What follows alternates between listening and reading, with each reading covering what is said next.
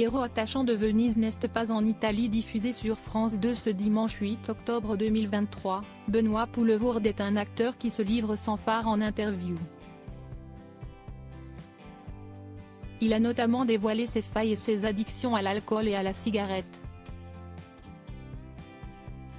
Ça n'existe pas les gens normaux, crie Benoît Poelvoorde dans Venise n'est pas en Italie, film savoureux que l'on peut voir sur France 2 ce dimanche 8 octobre 2023. Encore une fois, l'acteur belge incarne à merveille un personnage atypique pour cette comédie dans laquelle il donne la réplique à Valérie Bonneton. La star venue du plat pays excelle pour donner vie à des individus parfois marginaux ou qui ne correspondent pas au code, mais souvent tendres. En interview, l'artiste de 59 ans ne cache pas ses failles également, se dévoilant comme un être humain imparfait avant d'être un comédien. Notamment en ce qui concerne son rapport à certaines addictions. S'il apparaît particulièrement détendu lors de la promotion de ses films ou bien lors du festival de Cannes où il peut être intenable, l'inoubliable Monsieur Manhattan prend des risques parfois avec son penchant pour l'alcool. Dans Paris Match, l'ex-compagnon de Coralie avait admis avoir livré des interviews bourrées. Il en avait parlé aux Inrocks en 2019, soulignant que son bilan sanguin n'était pas fameux. « Je dois me calmer depuis longtemps. Je suis un buveur social. Je suis un pochetron, voilà. Si est-il le vrai mot, je suis un pochetron. »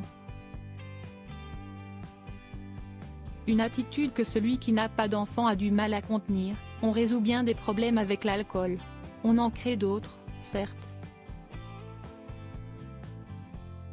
Outre l'alcool, le péché de la cigarette pour Benoît Poelvoorde maintient-il désormais sa résolution annoncée il y a un an sur France Inter?